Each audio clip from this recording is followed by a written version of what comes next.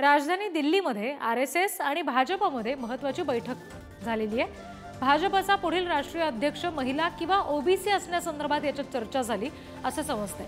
महिलेकडे भाजपचं अध्यक्षपद देण्यावर खलबतं झाली आहे।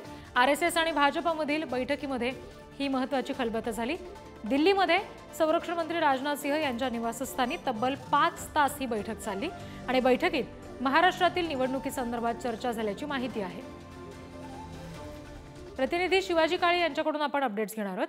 शिवाजी, काय नेमके महत्त्वाचे मुद्दे उपस्थित केले गेले आणि मुख्य म्हणजे आरएसएस कडून यापूर्वी सुद्धा आपण बघितलंय काही सल्ले भाजपला दिले गेलेले आहेत, तर या बैठकीत सुद्धा तसं काही झालंय का? आरएसएस आणि भाजपची ही बैठक राजधानी दिल्लीमधील राजनाथ सिंह यांच्या घरी झाली आणि या बैठकीला आरएसएसच्या वतीने दत्तात्रय होसबळे, अरुण कुमार हे उपस्थित होते। तर भाजपच्या पक्ष म्हणून संघटनेतून भाजप अध्यक्ष जे.पी. नड्डा, संरक्षण मंत्री राजनाथ सिंह आणि केंद्रीय गृहमंत्री अमित शहा हे उपस्थित होते।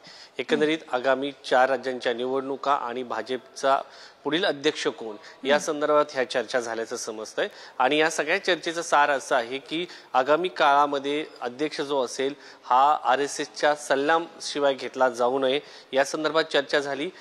तसंच जो पुढील अध्यक्ष असणार आहे तो नक्की कोण असावा, तो ओबीसी असावा, कारण ओबीसी वर्गामध्ये आरक्षणाच्या संदर्भातली जी एक भूमिका आणि एक नॅरेटिव्ह सेट झालेलं आहे ते पुसून काढण्याचं काम भाजपला करावं लागणार आहे।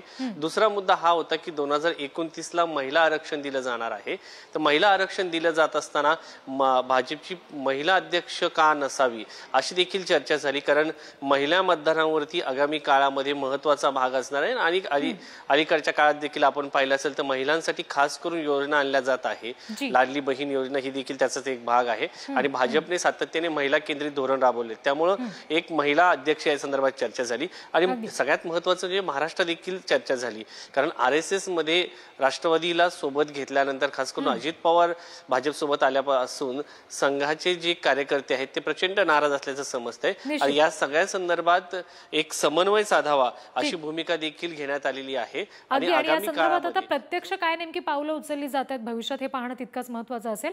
शिवाजी, धन्यवाद दिलेल्या माहितीसाठी।